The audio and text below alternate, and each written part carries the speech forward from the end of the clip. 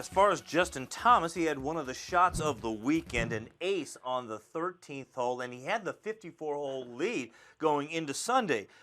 But I want to show you this. I'm sure you saw the actual hole-in-one, Jessica, but in case you missed out on some Mexican football announcers calling this hole-in-one, well, you're in for a treat. Check this out. Justin Thomas, hoyo 13, es un par 3. Tercera ronda, aquí viene el de los Estados Unidos, Justin Thomas, con un estupendo swing. Aquí viene, va a querer el green estupendo. ¡Uno! ¡Y adentro! ¡Gol!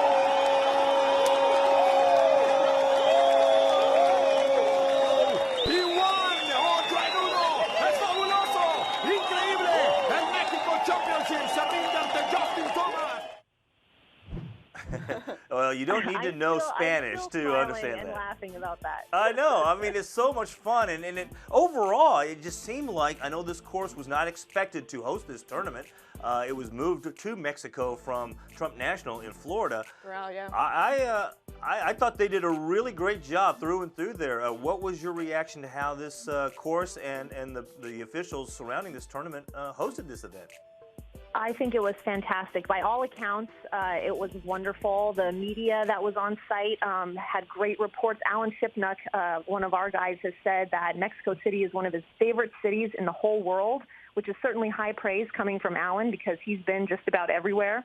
And, you know, a lot of people were concerned about the altitude and security concerns. And, you know, it reminds me a lot of the lead up into the Olympics where there were lots and lots of concerns.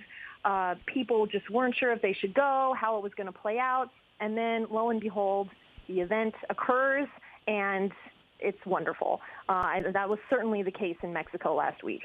Yeah, it was interesting because there was talk about the altitude, and we were wondering, and I was thinking, well, then Dustin Johnson, this would be perfect for him, right? I mean, he would be hitting 400-yard drives, but that wasn't the case, but he still won. But it didn't seem like he was affected either way, really, by the altitude. Probably wasn't funny in the moment. Let's get back to Justin Thomas. I don't know. He had all these highlights, strange highlights from the weekend. Or lowlights. Yeah, exactly. It was fun to see Thomas catch a little heat from his fellow players. That would be Rory McIlroy as well as Ricky Fowler. I'm sure you saw this on Twitter after he lost his club on a tee shot. What did you think of that and the way those guys were so, I guess, loose and free in terms of their quick responses on Twitter?